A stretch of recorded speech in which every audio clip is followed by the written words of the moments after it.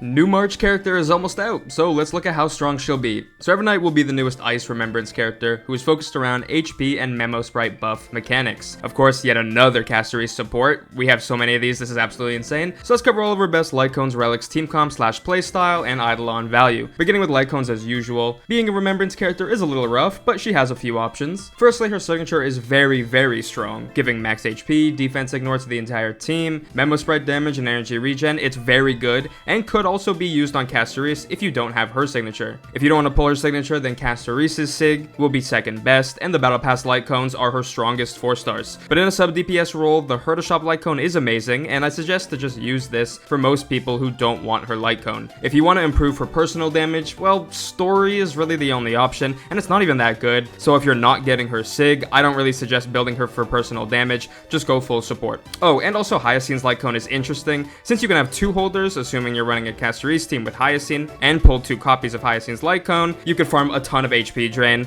This is very niche, but it's very good. Moving on to her Relic build, she is super simple. Firstly, she will be getting a new set, World Remaking Deliverer. It's designed for her and should be the only set you use. Now, since it's not out yet, a great placeholder set can either be Scholar for damage or Longevous for HP increase and crit rate, since she does drain HP. For planet ornaments, Arcadia is by far her best if you are playing her in a Memo Sprite team. For example, Casteries Hypercarry. Casteries has 1, Hyacint has 1, herself has 1, and RMC also have 1. If you're not running her in the Memo Sprite comp, which is her best comp, but maybe you want to hypercarry her, use the HP bone set. If it's not obvious already, she's HP scaling, so getting crit and HP is perfect for her. With her relics covered, the main stats you'll want on those relics will be crit on the body. She is still a damage dealer. HP percent on the boots because she doesn't need a ton of speed. You can run speed if you want. They perform about the same, but I suggest HP percent, then either ice damage or HP percent. This time ice damage is a little more valuable because her rope should also be HP percent, and running 3 HP main stats is overkill. Just run 2 HP main stats and either speed or ice damage percent. Don't run both, because the body will always be crit rate or damage. Now, substats, aim for crit rate, crit damage, HP percent, and speed, the standard stats for an HP scaling sub DPS. Now, how does she play? What's her role? What comps does she fit in? We briefly covered some comps, but let's dive a little bit deeper into what exactly she does. Essentially, she has a Memo Sprite that does a ton of damage. Her skill is HP drain, and she provides a ton of Memo Sprite buffs. You want to skill as much as possible to farm that HP drain and bring your Memo Sprite out. Plus, you want to farm her ult and Memoria stacks. This is where her big damage is locked behind. It's not too hard to get her energy, that's why I don't suggest an ER rope, plus her damage falls off pretty hard if you do run that. So it's simple, skill spam and ult when you can, make sure she's with Memo Sprite teammates so she can do incredible personal damage. So let's see your team comp options.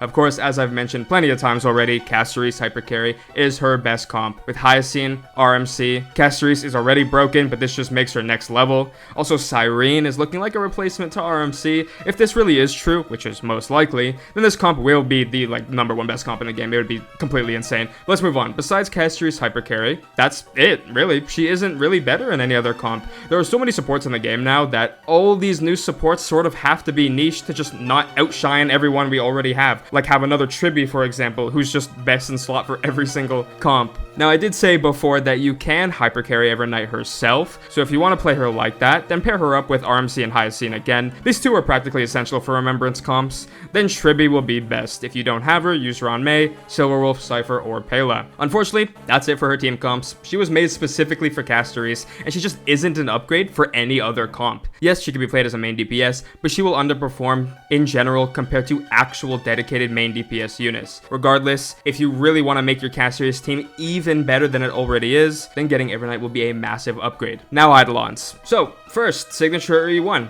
Well, the answer is signature. It has a little bit of versatility, but more importantly, it's just better for everyone on the team. So her signature does have more value than her E1. Now, what does E1 do? When Evernight is on field with a select amount of enemy units, ally Memo Sprites do more damage respectively. The lesser the enemies, the bigger the damage increase. So it's a nice single target damage increase. That's great for Casteries' Dragon Bounces, but the damage increase is surprisingly low for an E1. Still not bad, but not very worth it. E2 is the big one. Evernight and her Memo Sprite gets 40% crit damage. That's okay. okay, but she gains much more Memoria through her rotations. Plus her ult gives her an additional 2 Darkest Riddle charges. That just means she can stay in her ult state longer. This Eidolon is pretty much double damage, it's incredible stack generation, and helps her stay in her quote-unquote DPS state longer. E4 is, as usual, complete garbage. It's extra weakness break efficiency, wow. E6, 20% res pen, nice. And Evernight refunds 30% of her consumed Memoria every time she nukes, so the 20% res pen seems standard now. I mean, it's broken, cool. Then the extra stat generation is amazing. To be fair, it isn't a crazy DPS increase like most E6s, but it is still very broken.